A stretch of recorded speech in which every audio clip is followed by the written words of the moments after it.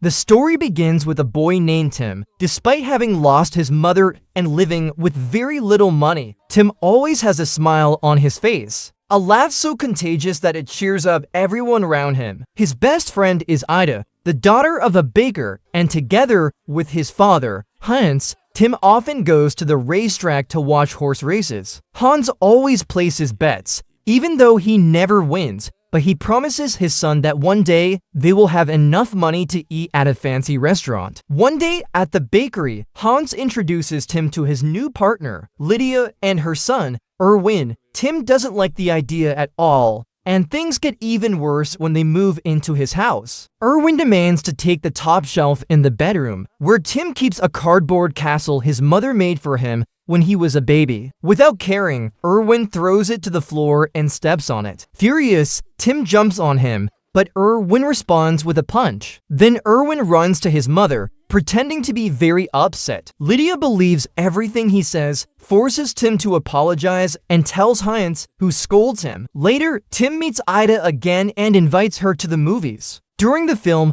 Timm starts laughing, and his laughter is so contagious that the entire theater ends up laughing along with him. This catches the attention of an elegant and mysterious man, wearing a suit and dark glasses, who watches them in silence. The next day, Timm and his father return to the racetrack. Hans bets on a horse called Sherlock Holmes, and against all odds, the horse wins. However, when he goes to collect his winnings, he receives only a single coin. Even so, he decides to keep his promise and takes his son to a luxury hotel to eat, but the receptionist turns them away because of their humble clothing. Humiliated, Hans ignores it for Timm's sake, and they both return home. Soon after, tragedy strikes. While working at a construction site, a beam falls in a strange way and Hans is killed. Since he leaves no possessions behind, the funeral is very simple, and there isn't even a gravestone with his name. Heartbroken, Timm tries to take flowers from another grave to decorate his father's,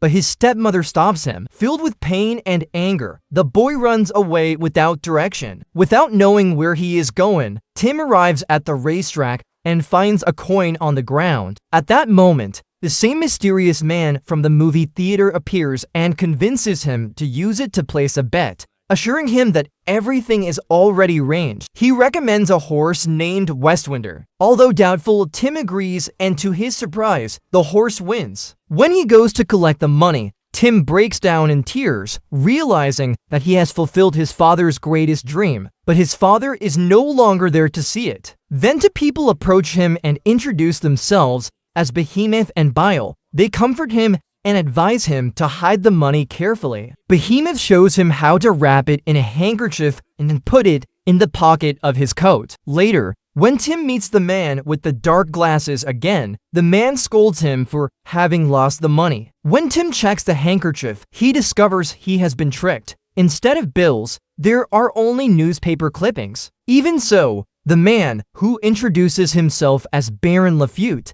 the richest man in the world, gives Timm another coin so he can bet again.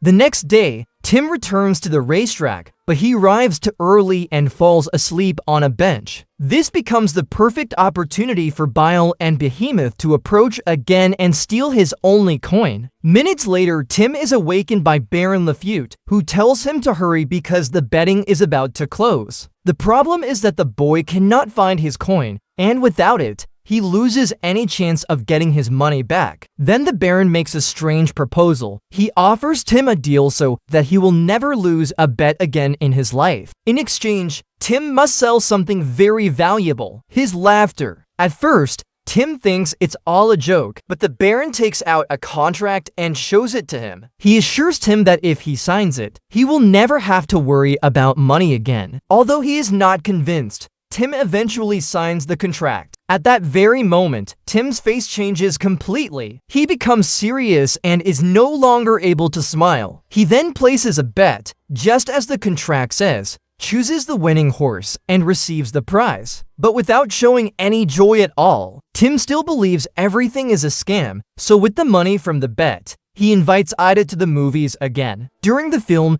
Everyone laughs and has a great time except Timm, who cannot react in any way. Meanwhile, the Baron returns, satisfied, to his office, where it is revealed that Behemoth and Bile are actually his employees. He orders them to keep a close eye on Timm, since he plans to use the boy's incredible luck for his own schemes. To make sure Timm does not recognize them, he uses his magic and turns them into mice. Back at the movie theater, Ida notices that Timm is acting very strangely and asks him what's wrong. He avoids answering and, trying to change the subject, buys her some balloons. When Ida asks where he got the money, Timm, unwilling to reveal his secret, makes up a story, saying that he stole it from the city's senator. Even though it sounds ridiculous, his extremely serious expression makes Ida believe him, and she runs to tell her mother at the bakery. The problem is that a customer overhears the story, and soon the rumor that Timm robbed the senator spreads all over the city. When Timm arrives home, his stepmother already knows everything, and Erwin even finds the money in the boy's coat. Lydia threatens to punish him, but at that moment Ida's mother arrives and explains that Timm did not steal from anyone. The police confirm that no crime was committed, and then Timm explains that he won the money by betting on horse races. With the truth cleared up, Lydia forgives him, although she decides to keep the money. Even so, Timm feels hurt by Ida for spreading the rumor, and the two stop talking to each other. Sad but determined to take advantage of his luck, Timm starts betting with his schoolmates by playing marbles. Incredibly, he wins every single time. However, instead of admiring him, the other boys believe he is cheating and begin to avoid him. Things get worse when Ida goes to his house with a cake to apologize. But she only finds Lydia and Erwin, who eat the cake and never tell Timm that his friend came to see him.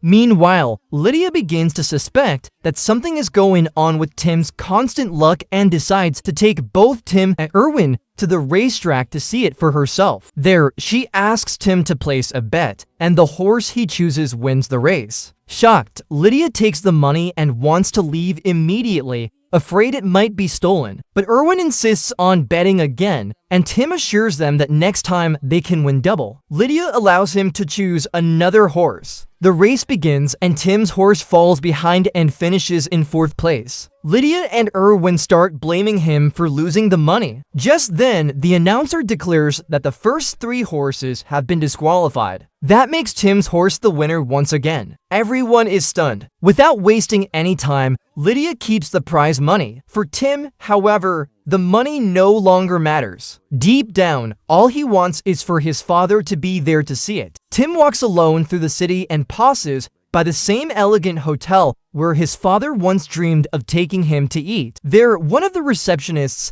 named Kreskamir, recognizes him and invites him inside, saying he has heard about Timm's incredible talent for winning bets. To test him, he challenges Timm to a card game. Timm agrees and makes a very special bet. If he wins, he wants a job at the hotel because he wants to earn his own money and get away from his stepmother. Kreskamir accepts the deal, and at that exact moment, Yvonne, the owner of the hotel, announces that she needs an elevator operator. In this way, Timm gets the job and decides that from that moment on, he will give up gambling forever. That same night, Timm leaves a note for Lydia and Erwin, explaining that he has found a job and will be moving to another place. On his way to the hotel, he pauses by the bakery and runs into Ida, who rushes over to talk to him. When she learns that he is moving away, she tries to make things right and asks him if he liked the cake she brought as an apology. Timm doesn't understand what she's talking about and, in a hurry, says he's late for work and leaves. Ida returns to the bakery in tears,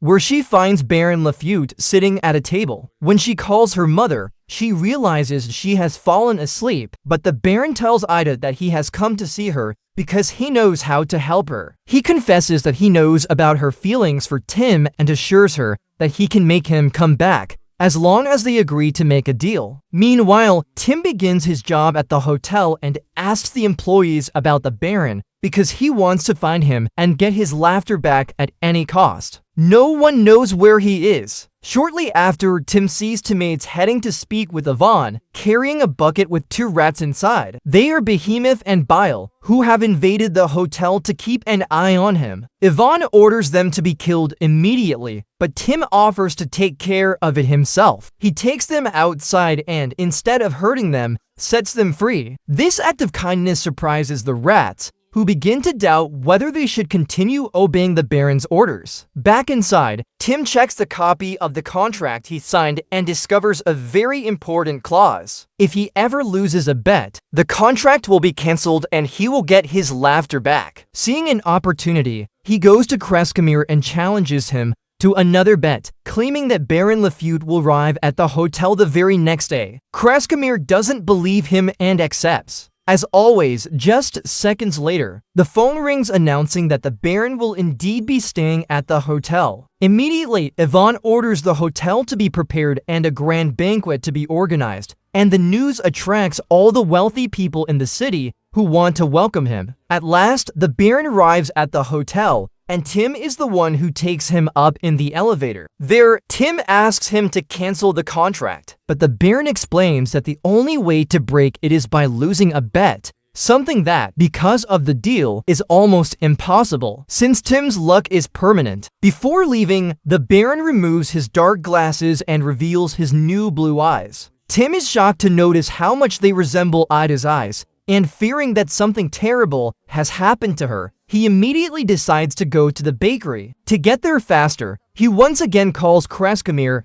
and makes another bet, saying he will arrive in just a few minutes. Once again, Timm wins, and in this way he manages to travel quickly in search of his friend. Soon after, Timm arrives at the bakery and goes up to Ida's room, which is completely dark. The girl is happy to see him and tells him that the deal she made with the Baron worked and that now they can be friends again. However, Timm notices something disturbing. Ida's eyes have a strange yellowish color, and she can only see in the dark. Realizing that the Baron stole his friend's eyes and kept them for himself, Timm decides to use his luck once more and promises that he can get them back. He holds out his hand to Ida, and when she takes it, she feels a sharp discomfort in her eyes. At that very moment, her vision returns to normal. At the same time, back at the hotel, the Baron is about to give a speech when he is suddenly struck by a severe headache. Behemoth and Bile rush to him and discover that he has lost his sight, something that could only have been caused by Timm through another bet.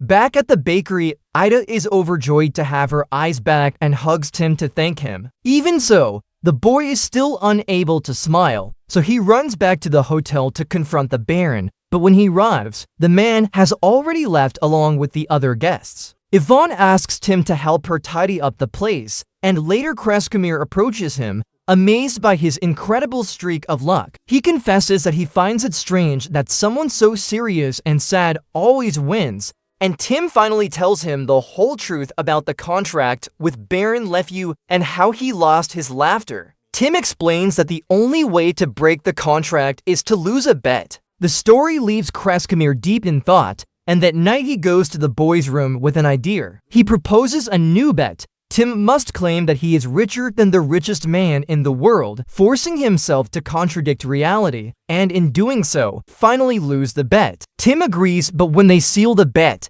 nothing happens and his luck does not disappear. Even so, he thanks Kreskamir for trying and goes to sleep. Kreskamir returns to the bar, still thinking about the contract. He writes the Baron's name on a handkerchief and, when he sees its reflection in a bottle, he notices something strange. The name Lafute, spelled backward, resembles a German word that means devil. This frightens him, and shortly after, the hotel suffers a power outage. When the lights come back on, Kreskamir takes the elevator to look for Yvonne, but another blackout occurs and he becomes trapped inside. Suddenly, his reflection begins to disappear from the mirror, and a dark shadow attacks him. Meanwhile, Timm is sleeping in his room when he is awakened by several security guards. They tell him that Baron Lafute has died during the night and has named Timm his only heir. Yvonne tries to stop them, but she finds Kreskamir unconscious in the elevator and rushes to help him. Hours later, Timm is taken to the Baron's mansion, where a luxurious room has been prepared for him. Completely confused, The boy eventually falls asleep. The next morning, Timm enters the main hall and comes face to face with the Baron, alive. LeFou reveals that he faked his death and pretended to be a twin brother in order to leave all his fortune to Timm. By doing this, he stopped being the richest man in the world and turned Timm into his heir, which caused the boy, without realizing it, to win the bet he had planned with Kreskimer. Then the Baron reveals his true identity. He is a malevolent entity who makes deals with people, offering solutions to their problems in exchange for what they value most. He has employees all over the world and causes misfortunes only to later profit from them. Hearing all this, Timm refuses to keep the Baron's money and demands that his laughter be returned. But the Baron reminds him once again of the contract and, giving him no other choice, steps through a portal in the mirror and returns to his mysterious company. There, the Baron meets with Behemoth and Bile and informs them that Timm is now living in his mansion. His true plan is to force the boy to keep gambling, because with every bet, Timm loses a part of his soul, and once it is completely gone, he will become the Baron's successor. To begin, the Baron arranges for Lydia and Erwin to visit Timm. As soon as they arrive, they both ask him for help to make more money. Influenced by the Baron and filled with resentment, Timm decides to use his luck to take revenge on his stepmother and stepbrother, betting so that they are expelled from the house. He even makes a bet for them to be attacked by a swarm of bees, which fills the Baron with satisfaction as he encourages Timm to keep punishing them. However, Timm stops himself in time. He still retains part of his humanity and refuses to put anyone's life in danger. The Baron then warns him that if he truly wants to protect people, he must stay away from them, especially from those he loves most, like Ida, although it pains him deeply. Timm agrees to keep his distance, but Ida reads in the newspaper about the boy who is now the richest person in the world and decides to go to the mansion to see him. There, Timm tries to act cold and tells her that he only wants to make a bet with her in order to help Kreskimer recover. Ida agrees, and when they shake hands, Kreskimer wakes up back at the hotel, being cared for by Yvonne. After that,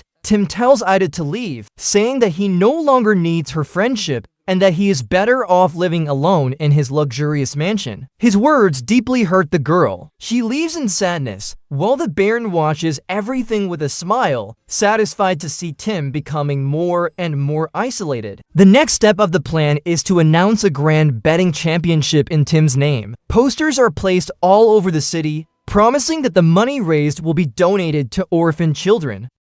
The next day, the entire town gathers at the racetrack. The orphan children form a choir and pay tribute to Timm for his supposed generosity. But in reality, everything is part of the Baron's plan to drag Timm's soul even deeper into the world of gambling. During the event, the Baron notices an orphan boy whose laughter is just as contagious as the one Timm used to have. He then proposes that Timm make a bet with the boy and take his laughter. That way, Timm could smile again, and the Baron would gain a new candidate to turn into his next successor. With his soul almost trapped, Timm is on the verge of accepting. However, without the Baron knowing it, Ida and Kreskimer have also arrived at the place. When they see Timm on the stage, Ida tries to approach him, but Behemoth and Bile stop her. She begs them to help, telling them that Timm is being controlled by the Baron. This makes Bile remember how Timm once spared his life. For the first time, he decides to disobey his master and convinces Behemoth to do the same. Taking advantage of a moment of distraction from the Baron, the two of them take Timm under the stage, where he is reunited with Ida and Kreskimer. There, Ida confesses that she already knows the whole truth and proposes a new bet. She claims that Timm is incapable of smiling and offers to bet the opposite. If Timm accepts, his own luck will make him win the bet and recover his laughter, thus breaking the contract. But Timm hesitates. His soul is almost consumed, and ambition has taken control of him. At that moment, the Baron realizes that the boy has disappeared and, furious, orders everyone to search for him. His rage unleashes a violent storm. Hearing the Baron's voice, Timm feels the urge to go back to him. Ida, refusing to give up, tells Timm a joke they used to share when they were children. That memory touches Timm's heart, and brings him back to himself. Ida then offers the bet once again. Just as Timm is about to decide, the Baron appears and orders him to come with him. But this time, thanks to Ida, Timm manages to break free from the Baron's control, accepts the bet, and a powerful energy is unleashed, forcing the Baron to retreat. After that, the storm fades away and the contract is broken. Timm, finally free, embraces Ida and, after a long time, truly smiles again. Together with her and Kreskumir, he leaves the place, and on the way they encounter Baron Lafute one last time. Now old and weak, the man tries to tempt them by crying diamonds, but Timm rejects his offer without hesitation. Behemoth and Bile then appear to assure them that they will no longer serve the Baron and that they will protect the boy. Seeing that he can do nothing, Lafute walks away, although before leaving, he turns the pair back into rats once again. In the end, Timm and Ida return to their humble neighborhood and to the bakery, taking the two rats with them. From that day on, Timm lives there with Ida and her mother, happy to have recovered his laughter and understanding that you don't need to be rich in order to smile and be truly happy. Don't forget to like and subscribe and let me know what you think about this movie.